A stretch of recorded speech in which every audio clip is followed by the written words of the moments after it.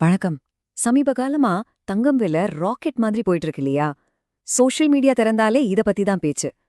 இந்த விலை உயர்வை பார்த்துட்டு, சரி இந்த டைம்ல நாம தங்கம் வாங்கலாமா?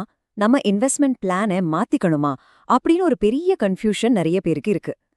இந்த குழப்பத்தை எல்லாம் தீர்த்து ஒரு தெளிவான பாதையை காட்டுறதுக்கு தான் இந்த முழு அனாலிசிஸ். இதுல நாம என்னென்ன பார்க்க போறோம்னா, இந்த சூழ்நிலையில நாம என்ன பண்ணணும், முதலீடுனா உண்மையிலே என்ன அர்த்தம், நம்ம பணத்தை எப்படி சரியா பிரிச்சு முதலீடு பண்றது, முக்கியமா யங்ஸ்டர்ஸ்க்கு என்னென்ன ஸ்ட்ராட்டஜிஸ் இருக்கு, கடைசியா நம்ம நிதி பயணத்துக்கு இதிலிருந்து என்ன முக்கியமான பாடம் கத்துக்கலான்னு வரிசையா பார்க்கலாம்.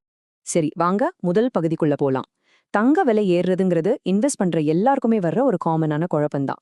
மார்க்கெட்ல இப்படி திடீர்னு வர மாற்றங்கள் நம்மள ரொம்ப எமோஷனல் ஆக்கிடும். இப்போ நம்ம எல்லார்கிட்டயும் இதே கேள்விதான் ஓடிட்டு இருக்கு.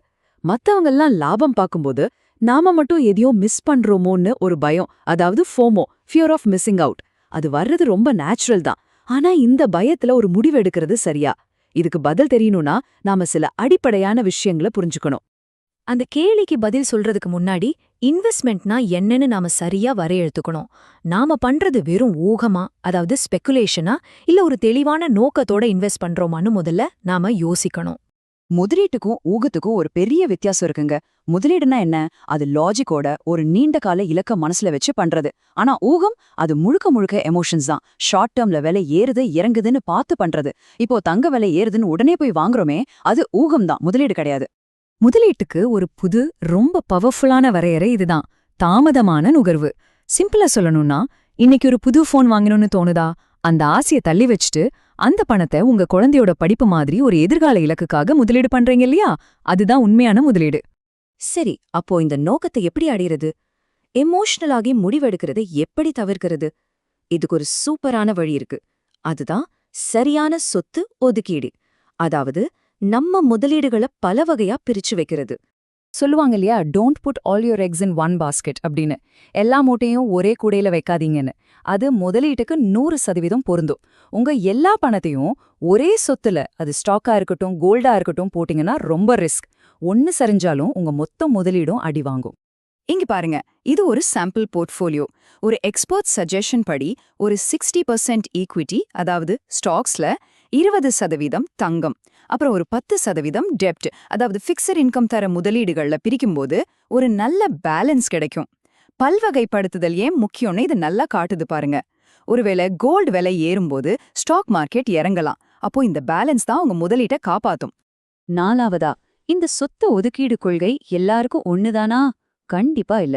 குறிப்பா இளைஞர்களுக்கு ரிஸ்க் எடுக்கிற திறன் அதிகமா இருக்கும். அதனால அவங்களோட உத்திகள் கொஞ்சம் வித்தியாசமா இருக்கலாம். வாங்க அத பத்தி பாப்போம். இப்போ இளைஞர்கள் என்ன பண்ணலாம்னா, அவங்க போர்ட்ஃபோலியோல ஒரு சின்ன போர்ஷனை நேரடி பங்குகள், கிரிப்டோ கரன்சி, தங்கம், வெள்ளி மாதிரியான ஹை ரிஸ்க் ஹை ரிவார்ட் சொத்துக்கள்ல முதலீடு பண்ணலாம். ஏன்னா இதெல்லாம் மார்க்கெட்டுக்கு ஏத்த மாதிரி சட்டுன்னு ஏறவும் இறங்கவும் செய்யும். ஆனா இங்க ஒரு ரொம்ப முக்கியமான விஷயம் இருக்கு. இந்த ஹை ரிஸ்க் சொத்துக்கள்ல முதலீடு பண்றது முழுக்க முழுக்க அனுபவத்துக்காகவும் கத்துக்கிறதுக்காகவும் தான். அதனால உங்க போர்ட்ஃபோலியோல ஒரு 2-5% அவ்வளோ சின்ன தொகையை மட்டும்தான் இதுக்கு ஒதுக்கணும். அப்போதான் இது உங்க ஒட்டுமொத்த நிதி இலக்குகளை பாதிக்காது.